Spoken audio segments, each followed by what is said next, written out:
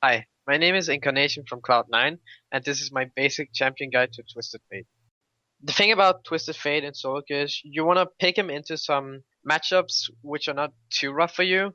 So you don't want to play against assassins, for example, because they're gonna give you a hard time. And as TF, you want to be the one who's pressuring, or at least not get pressured too hard. Because the good thing about TF is the map pressure he applies. So if you just get into an even matchup or whatever, and you can pressure the map, then that's pretty much the purpose of Twisted Fate. You don't necessarily have to get kills on him. You just need to apply pressure. And for laning, you're gonna have some hard matchups, but one way to avoid getting punished too early is you can use 3 red cards on the first wave on the castle creeps and just shove your lane in so that he doesn't have time to poke you down or whatever and harass you. So that's a little trick you can do with Twisted Fate. And you have to realize that you're gonna be in some bad matchups. So you're gonna have to like try to last it with your Q max range or just look to do other stuff on the map because he's not the strongest laner of all time. So you have to keep that in mind when you play him. And you can also, he's not that weak in lane. You can also harass with him and you just walk up, log in your gold card and then Q them and then walk back as soon as possible. You cannot really do hard trades with him. So you just want to try to like poke them with your WQ combo. And you can, it would also be best if you wait for your third E. So you have like some sort of like burst or like bigger damage when you do the poke thing, and then just back off after that and repeat. In teamfight, it mainly depends on what your team looks like and what the opponent's team look like. Because if they have a fed carry, for example, or something, and you have a dive heavy comp, what you can do is you can just ultimate into him or near him and just stun card him and try to kill him together with your team. But in other scenarios, you just want to stay back and focus on the front line. But the good thing about TF is you want to have the Sonyas if you want to ult in and dive in, or you're just going to go in and get killed and you don't want that to happen. And some tips for TF is when you shove the lane, a great thing to do is just walk out of vision or like just sit somewhere where they don't have vision of you because it applies pressure on the map for them. If they have no idea what Twisted Fate is, they like automatically have to play scared on other sides of the lane because of the pressure of his ultimate.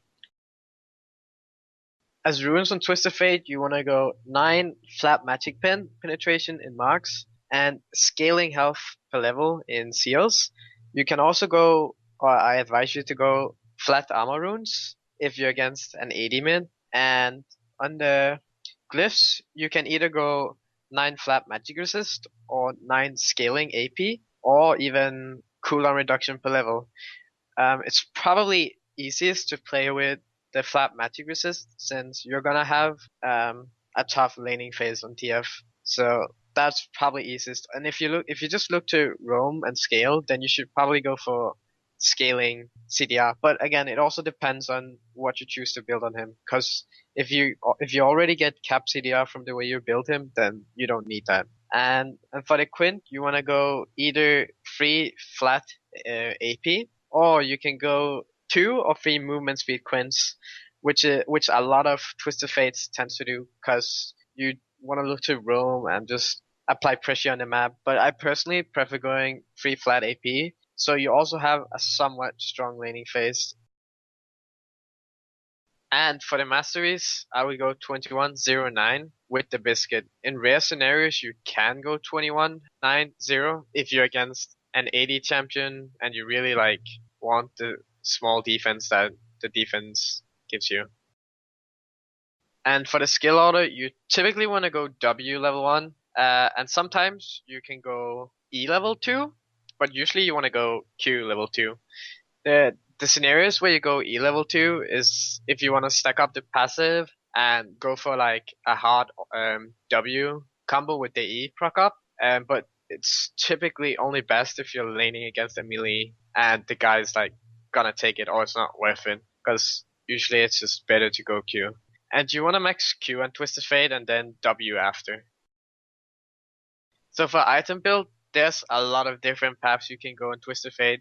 You can either go for Morello, as your first item if you just look to try to roam and get kills. Or you can go for Lichbane first item, which I personally prefer doing, which gives you more damage and makes you a bit stronger early on as well into Lichbane. So you actually like I feel like if you do that, you have more of an impact on the game early on, because then you actually do damage and you don't rely on your solo queue teammates to do as much damage. And then after that, I typically go Sonya second item.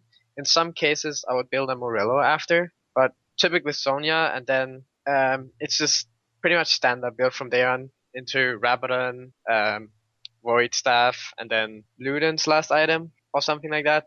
You can even go Morello last item if you feel you need the CDR. And I always go for the CDR boots on Twisted Fate when I go for the Lichbane build path.